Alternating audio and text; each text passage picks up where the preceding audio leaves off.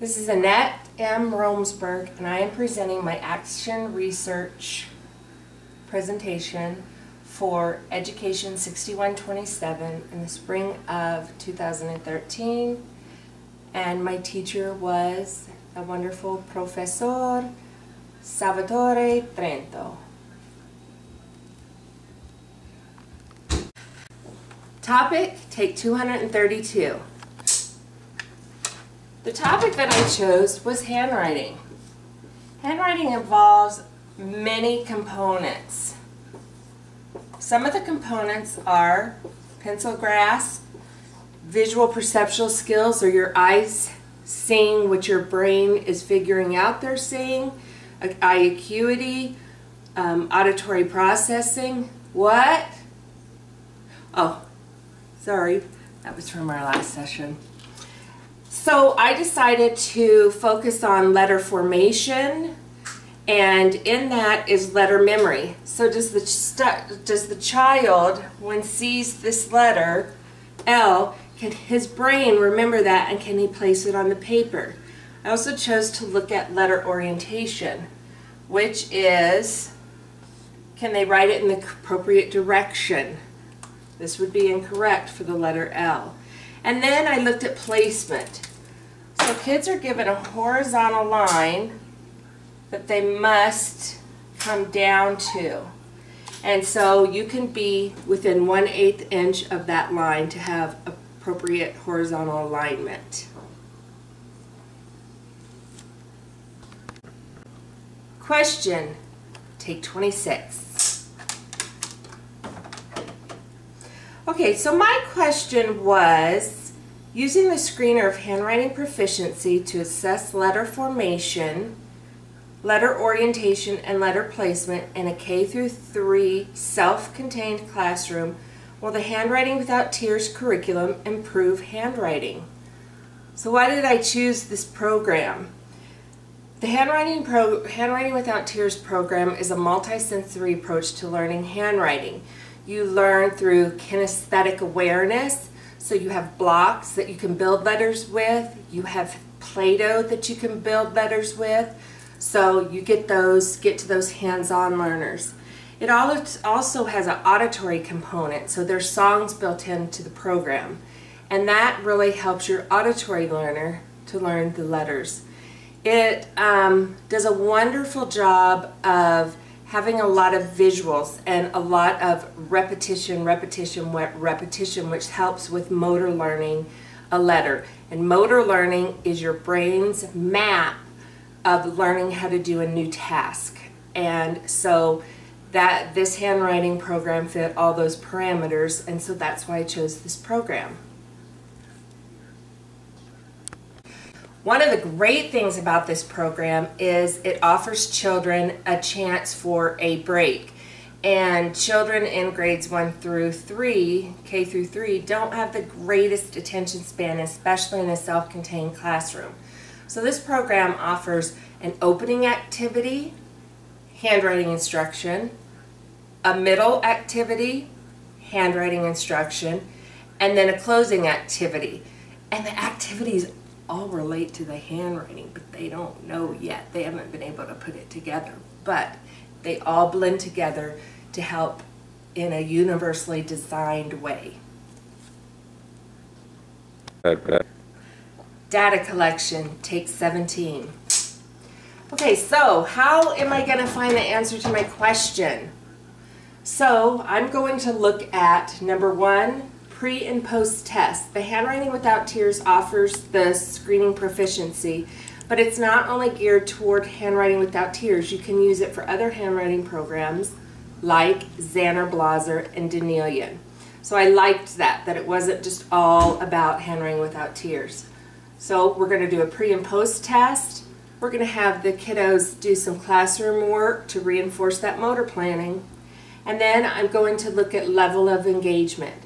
So I'm using these three factors to see what answer I get in regards to my question. Pre and post test data, take 2.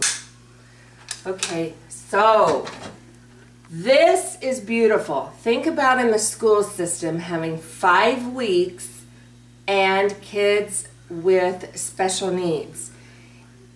Increments are going to be slow. Increments of success are going to be slow. So this to me looks fabulous. In letter memory, when taking an average of the scores from the pretest and an average of the scores, a group score of the post-test, we had an increase of 4% in letter memory. So that means that they can look at the letter and write it on their paper. That's exciting. Then for letter orientation, we had a jump up of 1%, and they never got the O wrong. They never misoriented the O. Imagine that.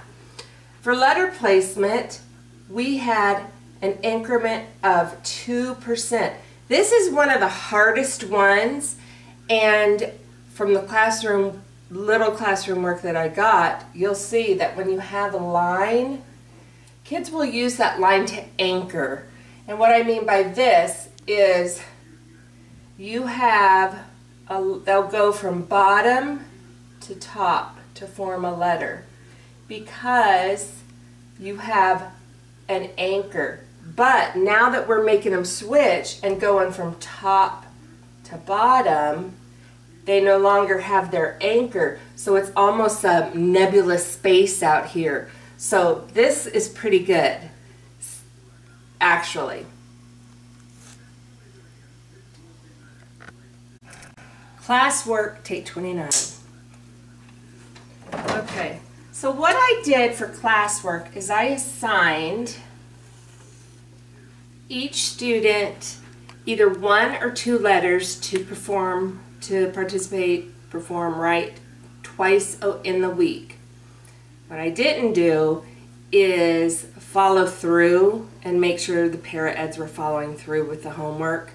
So I do not have any statistically sound data on the homework, except for the one child that came, when he came to see me directly, we did do his homework in the occupational therapy session.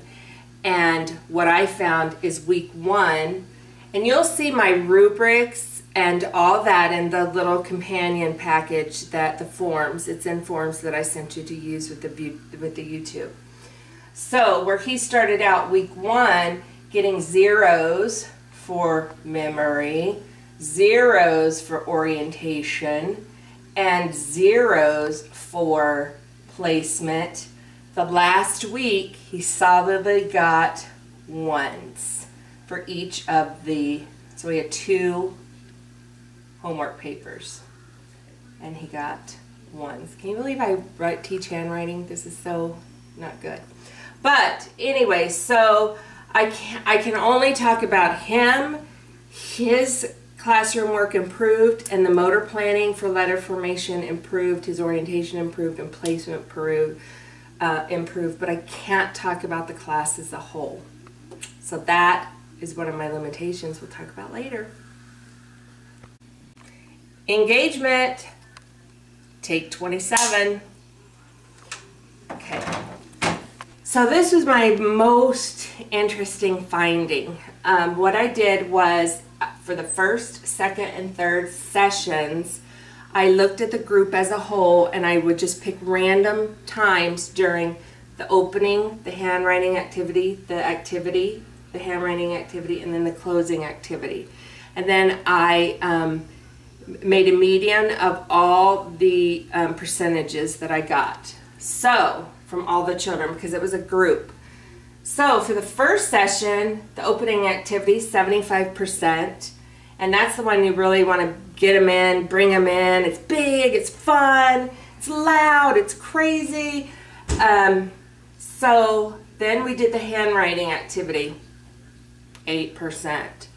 Then we did another activity, 25%. And another handwriting activity, okay, all right, we go up 10%. And then the closing activity was 50%. Now this is all in 30 minutes. So I'm assuming, I can make a hypothesis that maybe it's, it's a long session for those children. But look at the second week. We have 74, 10, 24, 12. We're moving up. In the closing, 60. In session 3, we had 80, 11. So in the handwriting activity, which, you know, as you can see, the activities are fun, more fun. But the handwriting instruction or the handwriting activity actually increased to 11%. And like I said, when we're talking this many weeks and school children's attention span, I think that's great. Then we went down from 25 to 50, or up 25 to 50 in the third week for the middle activity. We went up to 12%. We're kind of hanging out at 12%, but we're getting them. We're still getting them. And the closing activity was a 63. So this showed me that engagement's going up. We don't know about the classroom homework, and their post-test scores are going up. So everything's looking good so far. Comparison, take 29. Okay, so thanks to Dr. Sal, my mind just kept, you know, wondering. But what if it wasn't the handwriting without tears that caused this jump? What if it was just maturation? So what I did was, we have 2 self-contained classrooms with children from kindergarten to 3rd grade. One is housed in the school I work at, and one is housed in another school.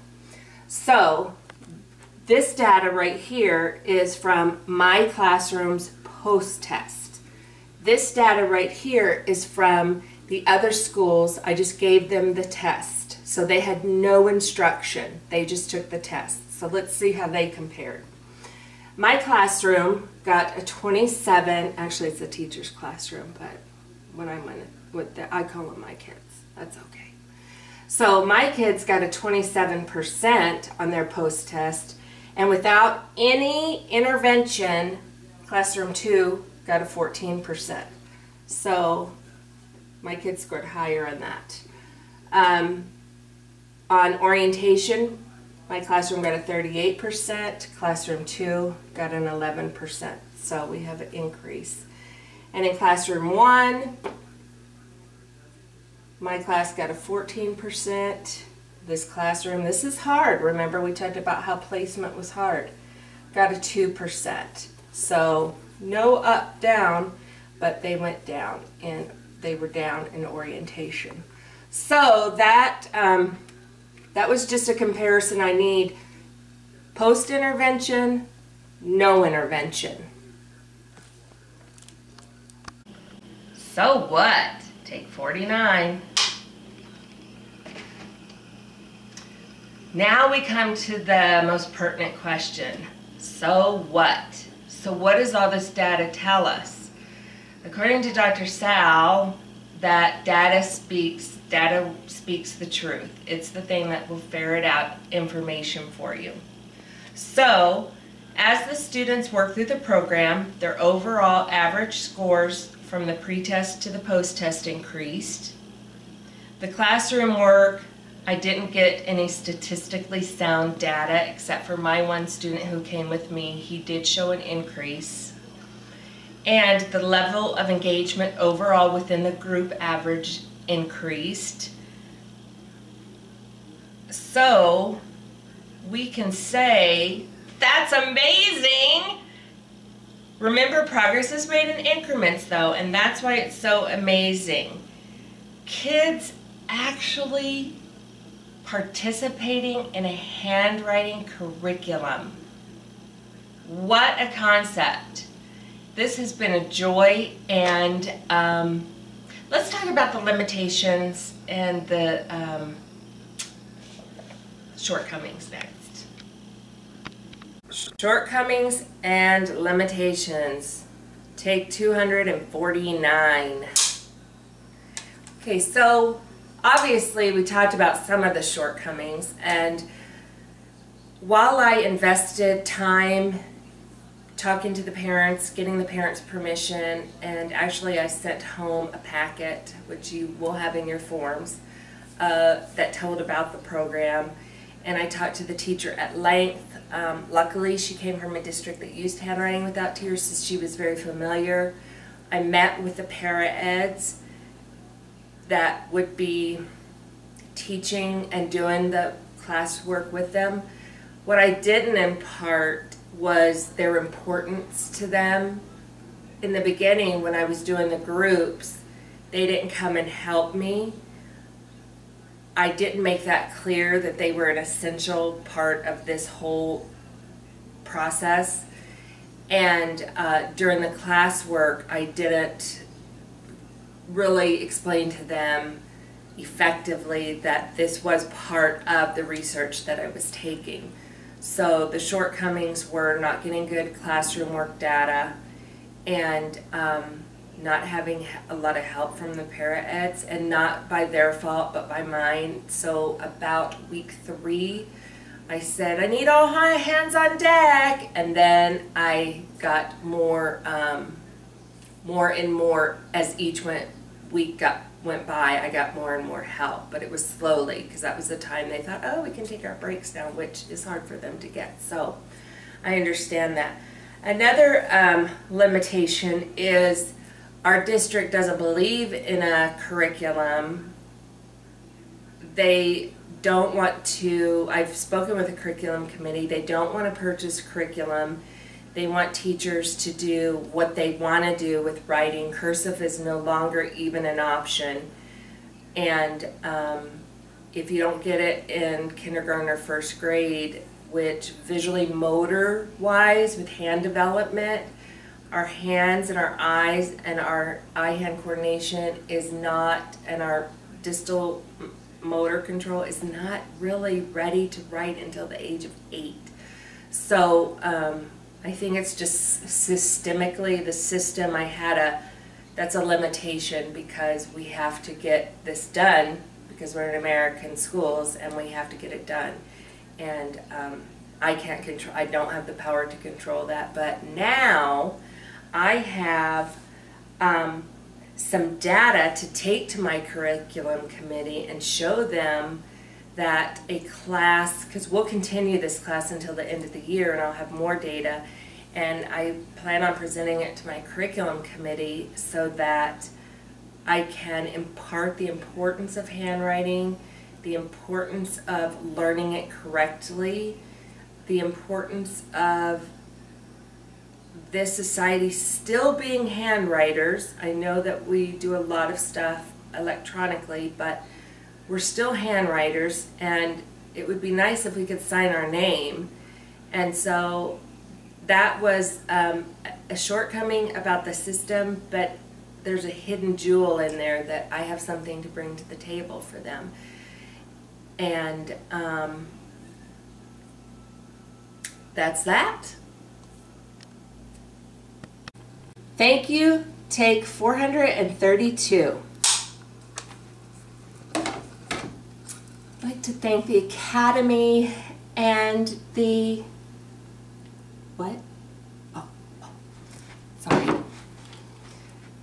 Actually, seriously, I would love to thank Leslie University, Professor Salvatore Trento, and all my classmates for making this a humbling, rewarding, and fun, sometimes fun experience. So, grazie, gracias, danke, thank you.